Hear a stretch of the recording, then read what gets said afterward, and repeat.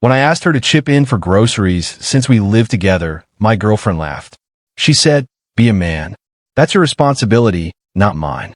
I just nodded. A week later, she came home to a locked fridge and empty cabinets. "All right, so I got to get this down somewhere because my buddies are sick of hearing about it, but they're also the ones telling me I need to post this story." It all blew up over a carton of eggs, or more accurately, the lack of them. My now ex-girlfriend Valerie and I have been living together for just over a year in my apartment. The arrangement, at least to me, was simple. I own a small but successful construction company. I work long, brutal hours, but I make good money. Valerie was a freelance graphic designer, which is a polite way of saying she had a laptop, an overdue art school loan, and a deep dislike for anything resembling a 9-to-5 schedule. When she moved in, we talked about how things would work. I told her I was happy to cover the rent, utilities, and car payments. It's how I'm wired. A man takes care of his home. In return, all I asked was that she manage the household side of things.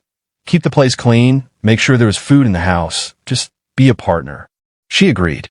She said she liked the idea of a modern traditionalist relationship. The problem was that Valerie's version of modern traditionalism was entirely one-sided. She loved the modern part, independence, freedom, empowerment, but when it came to the traditional part, she only wanted the benefits. Her favorite topic was the patriarchy and how it forced women into domestic servitude, usually while she lounged on the couch, scrolling Instagram as I cooked dinner after a 10-hour day. She used feminism as a shield to avoid responsibility, while expecting me to play the most traditional provider role imaginable. The hypocrisy was so thick you could cut it with a knife that I put up with it longer than I should have. Why? Because when we first met, she wasn't like that. She was funny, driven, full of energy. She seemed to have her own life. The entitled, lazy person she became didn't happen overnight. It crept in slowly, like a foundation settling in all the wrong ways. I kept hoping the old Valerie was still in there somewhere. I was wrong. The breaking point came on a Wednesday. I got home from a job site, covered in dust, and completely wiped out, just wanting a hot meal. I opened the fridge. It was practically empty. Half a bottle of ketchup, a sad-looking lime, and a carton of almond milk with about a teaspoon left. The cabinets weren't any better. A bag of stale chips and a few cans of beans. Valerie was in the living room, working on what she called a passion project, which looked a lot like online shopping. "Hey," I said, trying to keep my exhaustion out of my voice. "There's no food in the house." She didn't even glance up. Yeah, I was going to go shopping, but I got into a really creative flow state. "You know how it is." "No, I don't," I said, patience finally fraying. "I transferred the grocery money to your account on Monday, same as every week. It's Wednesday, and there's nothing here to eat. I worked 60 hours this week, Val. The one thing I ask is that I can come home to a meal." She finally looked up, eyes full of that familiar, patronizing disdain. "Wow," she scoffed. "I'm not a 1950s housewife, you know. I have my own life, my own ambitions. I'm not here to cook and clean for you." "No one's asking you to be a housewife," I said, my voice rising. "I'm asking you to hold up your end of a very simple deal. I pay for everything. You make sure the house runs. It's supposed to be teamwork." And then she said it, the line that brought the whole thing crashing down. She stood, hands on her hips, eyes burning with contempt. "Oh, I'm sorry. Is providing for your girlfriend too much for you? Be a man, David. That's your job, not mine." The world went quiet. Every excuse, every circular argument we'd had for months just stopped. She had finally said the quiet part out loud. She didn't see me as a partner. She saw me as a function. A walking, talking ATM built to fund her lifestyle while she lectured me on my patriarchal obligations. I didn't yell. I didn't argue. I just looked at her, really looked at her, and saw a stranger standing in my living room. A strange calm came over me. "You're right," I said quietly. "My mistake." Then I turned, walked into the bedroom, and closed the door. She probably thought she'd won, that she put me back in my place. She had no idea I was about to teach her a long, detailed, and very expensive lesson about what being a man really means. Update 1 the next morning, I took the day off work. I told Valerie I had to check on a job site across the state. and wouldn't be home until late. She barely looked up from her laptop. Okay, have fun, she mumbled, and why first stop wasn't a job site. It was a hardware store. I bought a heavy-duty padlock and hasp for the fridge and new key door handles for every single cabinet and pantry door in the kitchen.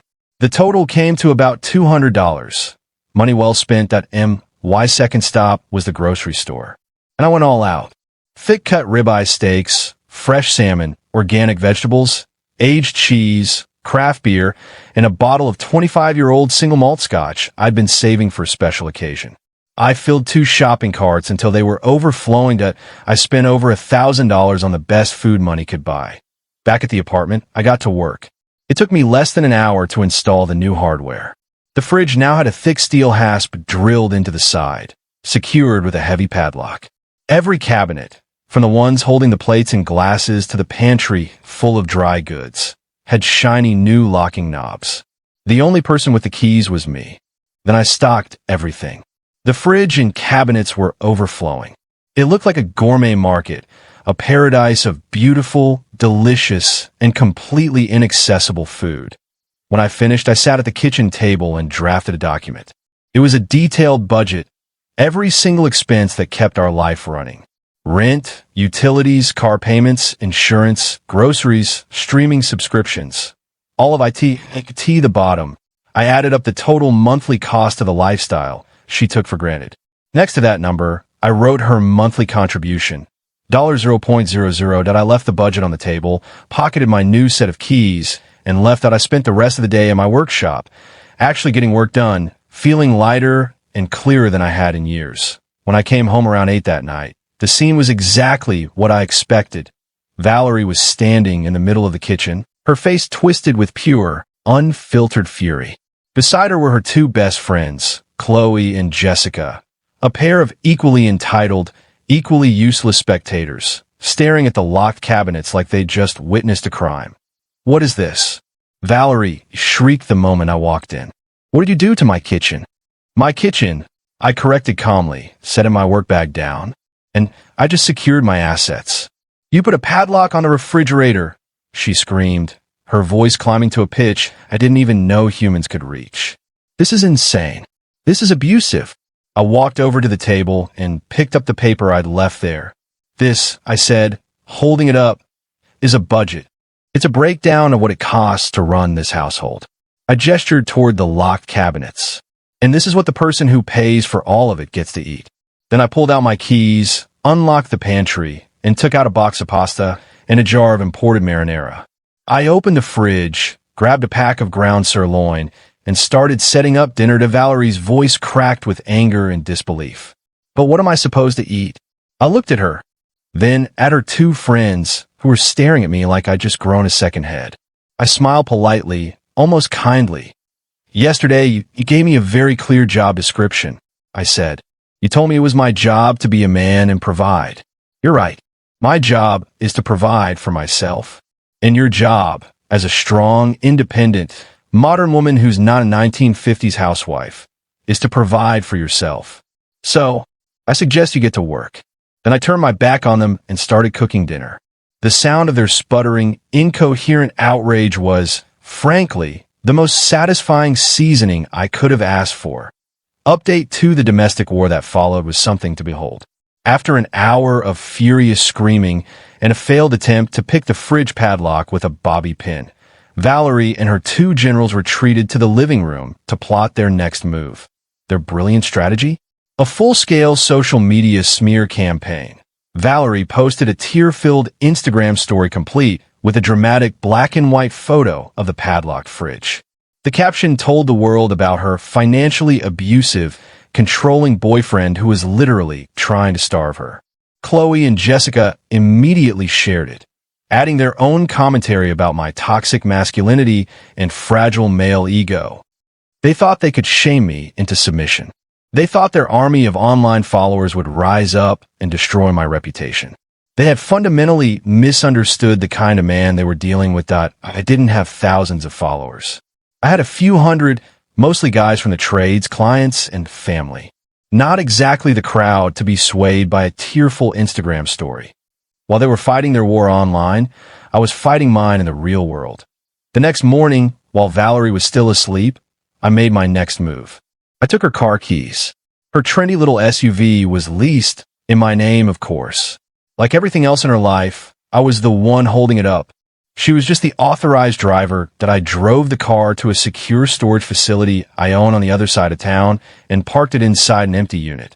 Then I called the leasing company, explained that I was the primary account holder, and told them the authorized driver, my now ex-girlfriend, was no longer authorized. I said the vehicle was secure and asked where they'd like me to deliver it. Back at the apartment, I kept dismantling the infrastructure of her comfortable life that I canceled her supplementary credit card. I changed the passwords on our shared Netflix, Hulu, and Amazon accounts. I even called the high-end gym she loved, the one I paid for, and canceled her membership. She woke up around noon to find her car gone and a brief, polite note waiting on the kitchen table. As we are no longer in a relationship, I have taken the liberty of returning the vehicle that is leased in my name. As your friend, I'd advise you to arrange for alternative transportation. Best, David, the meltdown that followed was of biblical proportions. The screaming, the crying, the accusations, all of it. It was a repeat of the previous night, only amplified by a factor of 10. Her friends came over again, not to help but to act as a Greek chorus of outrage, fueling her sense of victimhood. That evening, I came home from work to find the three of them in the living room, surrounded by takeout containers from an expensive sushi restaurant. Apparently, they decided to have a solidarity dinner. They glared at me as I walked in that I didn't say a word. I just went to my locked kitchen, took out a 2-inch thick ribeye steak, a few potatoes, and some asparagus. Then I stepped onto the balcony, fired up the grill, and cooked myself a meal that smelled exactly like victory. I ate it at the dining table in silence while the three of them watched, a mix of hatred on their faces and, to my quiet satisfaction, a dawning hint of hunger. The final phase of my operation was the eviction that I had my lawyer draft a formal, airtight notice giving her 30 days to vacate the apartment. I didn't just mail it. I hired a process server. He showed up the next day, while Chloe and Jessica were there, and served her the papers right in front of her friends. The humiliation was a small but satisfying bonus. The 30 days that followed were a slow, painful education in reality for Valerie. She had no car, no money, and soon, no home. Her friends, so loud in their outrage online, were suddenly very busy when she asked if she could crash on their couches. Chloe was allergic to her cat. Jessica's apartment was too small. Her parents were her last resort. Their relationship had always been strained, but they agreed to let her move back into her childhood bedroom, with clear conditions. The free ride was over. She'd need a real, full-time job and would be paying them rent. Final update, it's been a year that I'm sitting in the living room of my apartment, quiet, clean, and entirely mine. The art on the walls is mine. The food in the fridge is mine. The space finally feels like peace. The divorce, or really the eviction, was anticlimactic. She moved out on the final day, leaving the apartment a mess. She tried to claim some of the furniture, but I had receipts for every single item. Her arguments went nowhere. From what I've heard through the grapevine, her life since has been one long series of hard lessons. She's still living with her parents. She sold most of her designer clothes and handbags to pay the security deposit on a much smaller apartment, which she now shares with 2 roommates. She's working as a barista at a coffee shop, a job she openly despises. Her artistic dreams have been indefinitely postponed by the simple, inconvenient truth of bills and rent. Her social media presence has withered. The glamorous, carefree influencer persona is gone, replaced by a bitter, resentful woman who posts vague, passive-aggressive quotes about toxic men and betrayal. Her audience, deprived of the fantasy they once followed, has quietly moved on. I saw her once, a few months ago. I was at a restaurant with clients. She was our waitress. The moment she saw me, her face went pale. She muttered something to her manager and disappeared into the back. We were assigned a new server. My clients didn't notice a thing. My revenge was never about a single explosive moment. It was slow, methodical, and brutally practical. I didn't scream or lash out. I simply took her at her word. She wanted to be a modern, independent woman. So I removed the obstacles that had been stopping her from living that truth. Me, my money, and my support. She wanted me to be a man. So I provided for myself. I protected my assets. I secured my home. That I just stopped defining her as part of that home. And that, it turns out, is a lesson in responsibility no amount of feminist theory can teach.